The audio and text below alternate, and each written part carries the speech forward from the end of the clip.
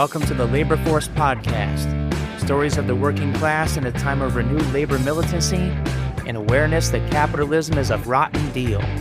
I'm your host, Mike Strugan, proud member of New York State United Teachers.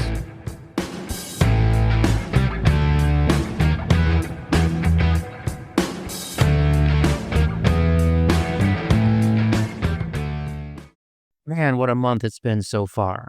If the rest of 2026 goes like this, we're in for a wild ride for sure. But that's what the fight back is for. And the labor movement's going to have to stay vigilant and firm to hold the line and help us remember what kind of real force solidarity is meant to be. No shortage of it this week, no shortage at all. Meanwhile, the Great Lakes aren't frozen, so winter has shown up here as wave after wave of lake-effect snow. Since the start of December, we haven't had a single full 5-day week of school. Just a steady cycle of 2-hour delays, early dismissals, and 3 cancellations so far, with more likely coming. At a certain point, it makes you wonder why we keep pretending the 5-day week still makes sense under these conditions. All this unpredictability doesn't just hurt productivity, it creates constant stress for teachers, staff, and families, turns commutes into safety risks, and quietly adds unpaid labor as people scramble to rearrange plans and make up lost time.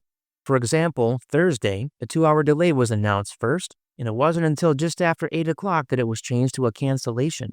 If this is what winter looks like every year now, or at least every couple of years, why not acknowledge reality and try a 4-day week instead? At least that would bring some stability and let us see what people can actually accomplish when the schedule matches the conditions we're living in, rather than forcing workers to absorb the chaos of a system that clearly isn't working. It's also a matter of state policy, which requires us to be in session for 180 days a year. So we're allotted 6 closure days. If we go beyond, which does happen, vacation days are clawed back. We'll return to this conundrum more broadly later in the episode. But let's get to the action.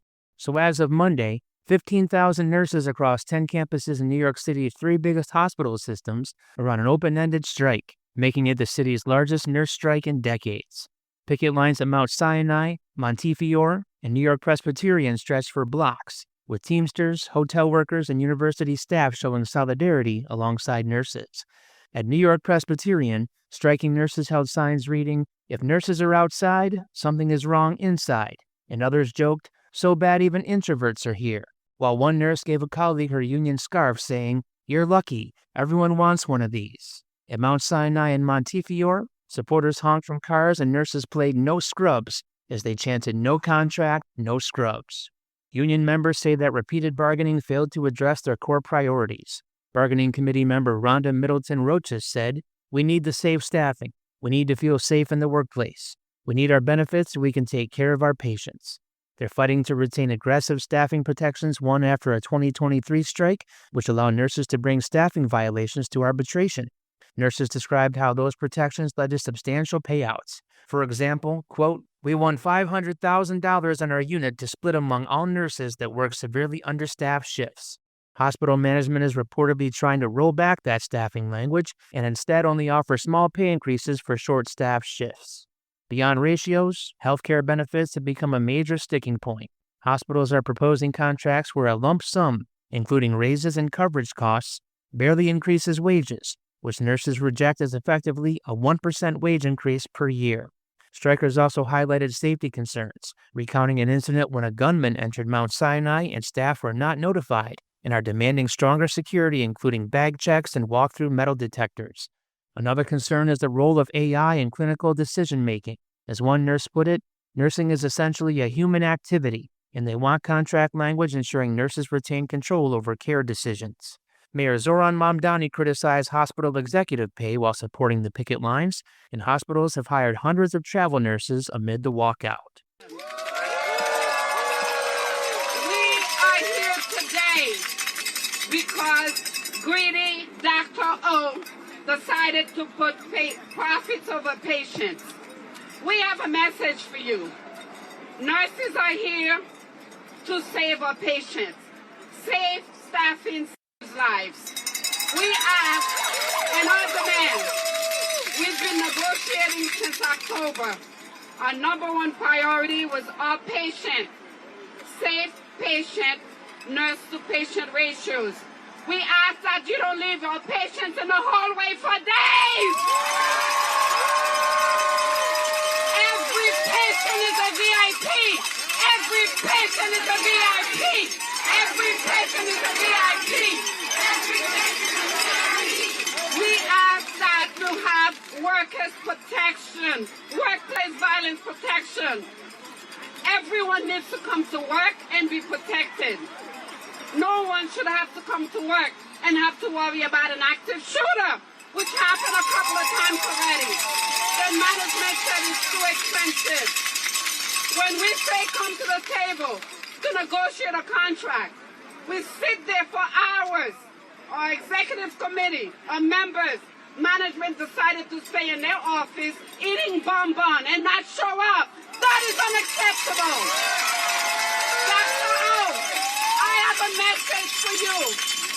Addiction is an illness. Okay, it's not a stigma. This is a hospital. You're going around talking about addiction. We ask for workers' recovery. Everybody deserves to be treated properly. So stop your nonsense. Stop the lies. You're going around talking about nurses' salary. You made $60 million last year. And what did you do? Okay? Fair wage shame. We will negotiate a fair wages, but we will not cut corners when it comes to patient care. Every patient is a VIP. More nurses, better care. More nurses, better care. Dr. O's got to go. Dr. O's got to go. Dr. O's got to go. Dr. O's got to go. Dr. O's got to go. We are not on strike. We are not on strike. The hospital corporation put us on strike. We sat there. We gave you notice. We spoke to you. Dr. O brag about how he spent over $100 million for replacement nurses that are not capable and qualified as the great Montefiore medical center nurses. Our message to you, take those millions, invest them into our communities. Take those millions, invest them into staffing, workplace violence protection. Yes, recovery protection. Yes, addiction is an illness. I'm going to say it again. So stop the nonsense.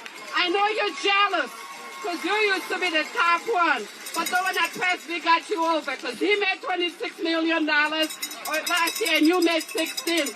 Boo, poor you. But you need to come to the table and negotiate a fair contract.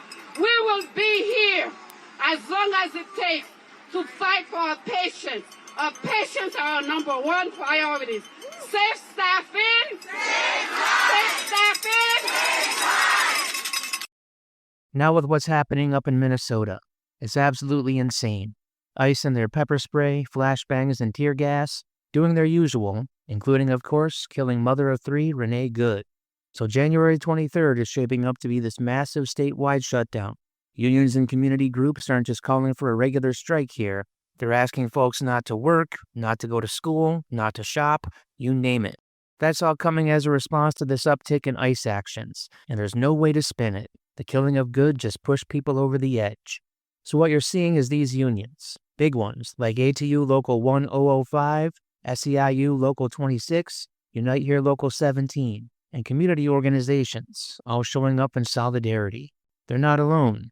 Faith groups like Faith in Minnesota jumped in too. There was this big announcement outside the Hennepin County Government Center, and the mood is way beyond just outrage. There's this shared grief and this urgency that enough is fucking enough. Abdikaram Kashim, a rideshare driver in Minnesota, said it quite plainly. We're facing a tsunami of hate from our own federal government. And the message is basically, on the 23rd, folks are shutting it all down, coming together to overcome. It's not just labor rallies and speeches either. They had a march through South Minneapolis recently, at least 10,000 people out there. And it was everything. Colorful puppets, indigenous dancers, signs in English, Spanish, Somali. People left flowers, candles, offerings where Renee was killed.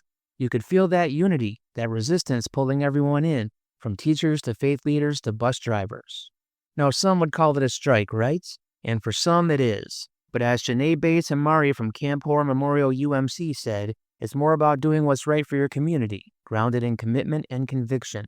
Some call it a right to refuse. No work, no school, no shopping until something changes. And you get the sense this is bigger than a single day or a single incident. And this all comes after a serious ramp-up in federal presence out there. Since January, ICE and other federal authorities, under the Trump administration, have basically stormed into Minnesota. The Department of Homeland Security said they were sending hundreds more agents, on top of what they claim were already about 2,000 on the ground. That's a lot for one state. It isn't just an on-paper thing either. They're out in the streets, in people's neighborhoods, and it's affecting everybody, especially immigrant and working-class communities. The stories coming out are just chilling. Asians visited Somali-owned restaurants in Cedar Riverside, went up to customers asking for papers. There was an incident where construction workers got trapped out on a roof in freezing temperatures, stuck there for hours because of federal agents. At Roosevelt High, a staff member was tackled and detained during a school dismissal. Witnesses said students and workers got sprayed with chemical irritants. Just picture that, for families, for kids who are just trying to get home. People are fighting back, though. Residents started blowing whistles to warn when ICE was in the neighborhood, organizing school drop-off support, even delivering food to folks hiding out. There's a sort of grassroots mutual aid network popping up everywhere. Neighbors got each other's backs. One Minneapolis parent, Kristen Crabtree, said it well. In this city, justice is what love looks like out loud, and they're really showing up for each other every day. You see these stories, and it's clear there's this line. People just aren't willing to let federal violence become the new normal. So all this has made mass mobilization not just possible, but kind of inevitable. People are angry, scared, but more than that, they're ready to stand together. That's a powerful thing to watch unfold. And there's something else that's been troubling, inside and outside the labor movement, that ties to all this aggression. The shift in rhetoric, especially coming from the Trump administration's Labor Department. You might have seen this. Phrases like one homeland, one people, one heritage, popping up on social media. You could have thought maybe people were reading a bit too much into slogans. But the more you look, the more you realize how close those lines are to fascist, even Nazi slogans. Labor historians, union presidents, they're all saying the same thing. This is a concerted move to push a white supremacist vision, to erase non-white workers from the story of American labor. You don't have to be a historian to notice these patterns. When you've got Department of Labor social media posts with AI-generated images, and suddenly all the workers shown are white men, that sends a message, not an accident. It fits with everything else. Pushing Americanism, railing against globalism, making all job gains seem like they only went to native-born Americans. Union leaders can see it. Department staffers talk about the discomfort, about how this stuff undermines trust from workers and employers. Even inside the agency, people are shaken. It feels radical, ideological, and just plain divisive. So what's playing out in Minnesota? The shutdown, the resistance, along with the pushback against this dangerous rhetoric? That's not just about local politics. It speaks to something a lot bigger, something happening all across the country, and we're going to keep seeing more of these moments without question. Meanwhile, a UAW member at Ford's Dearborn truck plant is speaking out after being suspended for his interaction with Trump during the president's visit on Tuesday. A video appeared to show Trump reacting to a heckler by pointing and mouthing "F you" and showing his middle finger after the worker yelled "pedophile protector," which was possibly in reference to the Trump administration's handling of the Jeffrey Epstein files. The worker, who declined an interview, said he is under tremendous pressure and is worried about his job, but would discuss the experience later when he knows his job is safe. UAW Vice President Laura Dickerson stated, "He believes in freedom of speech, a principle we wholeheartedly embrace, and we stand with our membership in protecting their voice on the job." Dickerson added that the union will ensure he receives the full protection of all negotiated contract language, safeguarding his job and his rights as a union member, and that workers should never be subjected to vulgar language or behavior by anyone, including the President of the United States. UAW Local 600 echoed this support, saying, "The labor movement was not built by staying quiet. It was built by workers who spoke up. We stand in solidarity with our member and will fight for his rights." Democratic Congresswoman Rashida Tlaib also criticized Ford's handling, saying, "Ford Motor Company is not the same Ford Motor Company that my father was so proud to work for. They should be supporting their worker." Ford declined to comment on personnel specifics but emphasized its commitment to respect in the workplace, and the White House defended Trump's response as appropriate. Of course. What ties all of this together, from Minnesota to Dearborn, is the unmistakable stench of authoritarianism, and the equally unmistakable necessity of solidarity. What's happening in Minnesota isn't law enforcement, it's state violence carried out with military hardware against working class and immigrant communities, culminating in the killing of Renee Good. When a government treats neighborhoods like occupied territory, peppers children near schools, corners workers on rooftops in freezing weather, and terrorizes entire communities, people are damn sure going to refuse to accept that as normal. The shutdown on January 23rd isn't reckless, it's a moral response. It's grief turned into collective action, love made visible through refusal. When unions, faith groups, immigrants, teachers, bus drivers, and parents stand together and say enough, they're drawing a line against fascism in real time. That same line runs straight through the labor movement nationally. The Trump administration's embrace of fascist-coded rhetoric, one homeland, one people, one heritage, and the erasure of non-white workers from official imagery is not accidental or symbolic fluff. It's an ideological project meant to divide workers and redefine who belongs. Pair that with a UAW member being suspended for speaking out while the president flips off that worker with impunity, and the pattern is clear. Power demands silence from workers while granting itself total license. The response from UAW leadership, locals, and figures like Rashida Tlaib matters because it reasserts a basic truth. Labor was never built on obedience. It was built on dissent, solidarity, and collective refusal. In moments like this, neutrality is complicity. The only real counter to hate, repression, and creeping fascism is organized, unapologetic solidarity across shops, neighborhoods, faiths, and borders. Turning now to another labor standoff that's been a long time coming. We're 3 months past the end of the 2025 WNBA season, and talks between the league and the players' union pretty much totally deadlocked. The January 9th deadline for a new collective bargaining agreement just came and went. No deal, no extension. And suddenly, we're all kind of staring down the barrel of one of those looming work stoppages that, if you're a sports fan, makes your heart sink. The distance between the two sides is pretty glaring. The union has publicly said the league's not taking things seriously, risking player livelihoods, putting fan trust on the line, all for what they say, preserving regressive rules. The league, they're saying they hear it, growth matters, want to boost salaries, make things better, but clearly something's getting lost at the table. Now, to really get to why there's this big impasse, you got to go back to 2020. That's when they signed what everyone called a landmark CBA. Huge salary boosts, some better free agency, efforts to improve travel. The whole thing looked pretty progressive for the times. But the standout, and honestly the most controversial bit, was what they called prioritization, a rule saying basically WNBA comes first. If you're late from playing overseas, maybe you miss out. This was not exactly beloved by the players. But back then, it felt like a trade-off to get more pay and other perks. And the overseas money has always been huge for WNBA players. More than the league sometimes, right? That rule went into full effect in 2023. Fast forward, combine that with growing frustration around pay, a league that's gaining momentum, and yep, we got serious tension in the waters. Not to get too distracted, but this all came to a head in the most classic labor fashion, Scabby the Rat and all. Right there in front of the NBA store in New York on deadline day. If you've worked trades or have been around city labor protests, you know that big rat is like the bat signal for labor's fucking pissed. There's just something about seeing it used in professional sports that kind of hits you. Reminds you that, at the core, even these superstar athletes, they're workers too, fighting for their leverage. It's all pretty symbolic of the state of things. Now, while all this stuff's been simmering, the league itself has been on a wild ride. Just this past year, you cannot ignore the Caitlin Clark effect. Drafted number 1 in 2024, bringing in massive attention that exploded across the WNBA. Her draft night pulled something like 2.45 million viewers, which is no joke, even for men's leagues.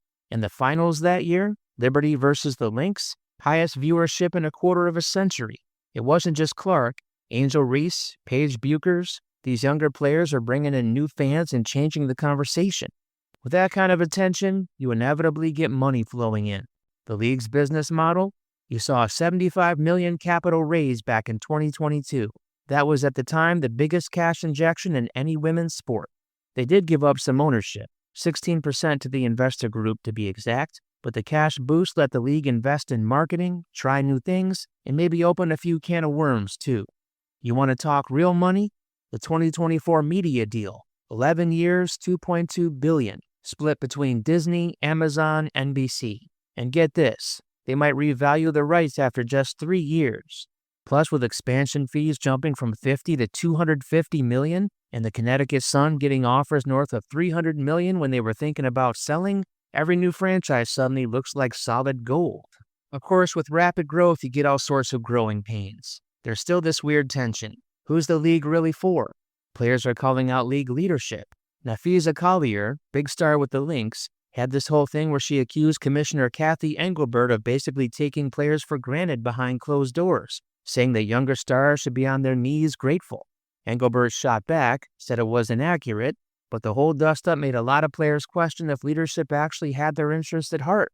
I guess leadership struggles aren't just a thing in your 9 to 5, right?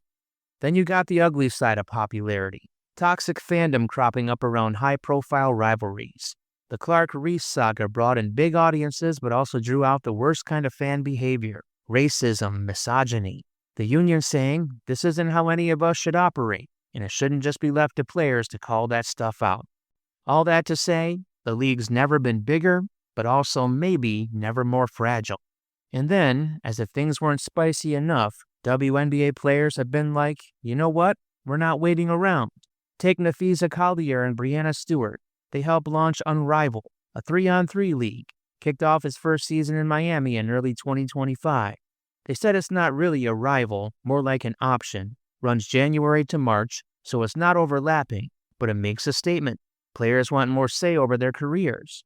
Unrival's not just about hoops. They've got on-site childcare, revenue sharing, and players were actually given equity in the league and averaging 6-figure salaries. All stuff you just don't see the WNBA offering.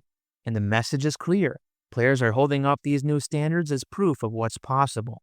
It's also not the only game in town. Project B is rolling out, planning to play in Europe and Asia pretty soon, and offering even bigger paychecks than Unrivaled at the WNBA. At least that's the plan. I mean, you think about players like Danica Aguamike, Alyssa Thomas. These are major stars looking for other places to play and have more leverage. So what do you do if you're a WNBA player now? Use overseas leagues for leverage, or is it better to push hard for domestic alternatives? There's no easy answer. You look at other unions across industries. Sometimes you walk, sometimes you build your own platform. Historically, sports unions have had serious stoppages to get what they want. We might be headed that way again. Where does all this land? It could redraw how American pro sports work, not just for basketball, but everywhere workers are realizing their worth. A lot of moving pieces, a lot of pressure. But hey, that's what makes labor stories so compelling. People fighting for what they're owed, and sometimes changing the game entirely. The Aces in the finals for the third time in 4 years. Copper, another! Kahleah Copper is here. Come to play here in Vegas. 16 points, stepping in confidently to the... When Phoenix misses those threes, they tend to be those long boards that are harder to corral by the defense. Young, what a drive! Jackie Young all the way home. Here's Wilson.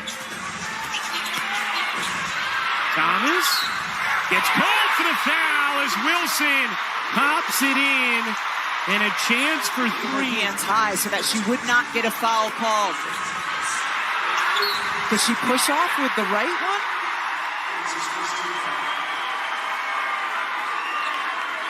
I think that's good, solid. Sabally spinning, insisting, and finishing, plus the foul. That's how she is comfortable using her size advantage. It's dribbling in. It is seeing a smaller defender. She's not necessarily going to pass and then post up. She will pass and cut, get the ball back. Here comes Thomas. Thomas hopping through, spinning, laying, and finishing. Alyssa Thomas on her own track to the cup. Of her superpowers, when she can get into transition, when she can just go coast to coast, spin and...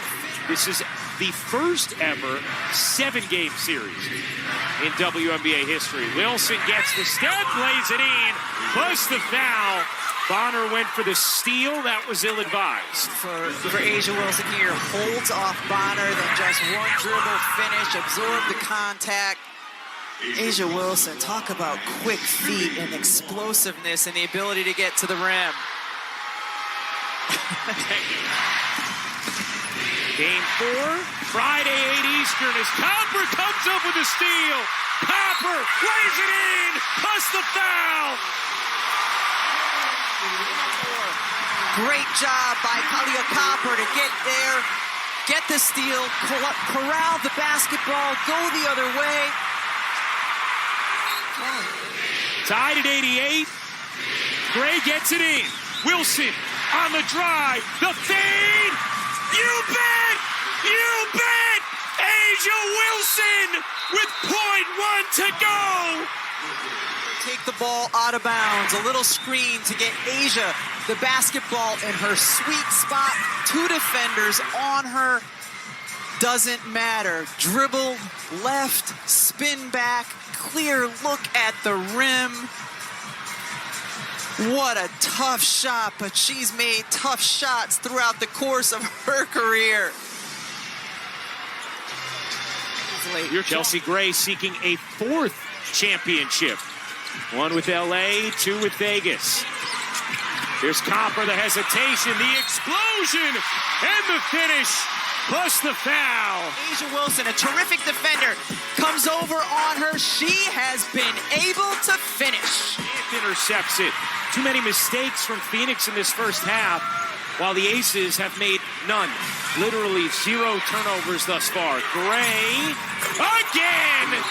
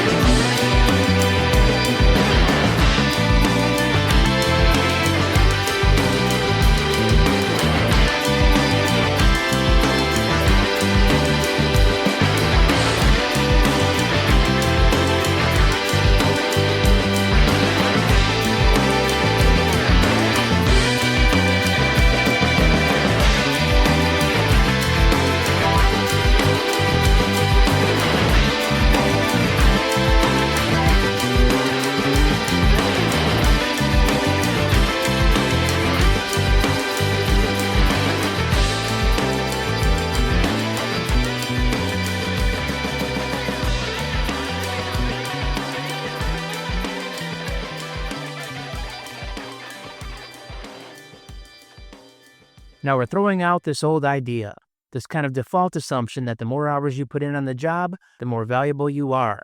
That might have been true back in the assembly line days. The more bolts you pump out per hour, the clearer your productivity. But now, for most jobs, especially in a knowledge economy, or just anything that isn't pure manual labor, it doesn't work like that. So let's be real for a second. How much of your day is actually meaningful work? You might have lost count of how many times you've seen people frantically reply to emails, jump into back-to-back video calls, or go to meetings that I swear could have been a Slack message or a sticky note on the monitor. This performative busyness is supposed to show we're committed, but the irony is, it holds us back from actually doing productive stuff. This brings up a bigger issue, one that's global, not just something you see in our backyard. You think that working longer hours would mean a stronger economy, that if everyone's grinding, the nation's winning. Turns out that's not the case at all. If you look at Peru or Mexico, people there are clocking the most hours in the world, like 43, 44 hours a week, but their economies are not what you'd call powerhouses in terms of GDP.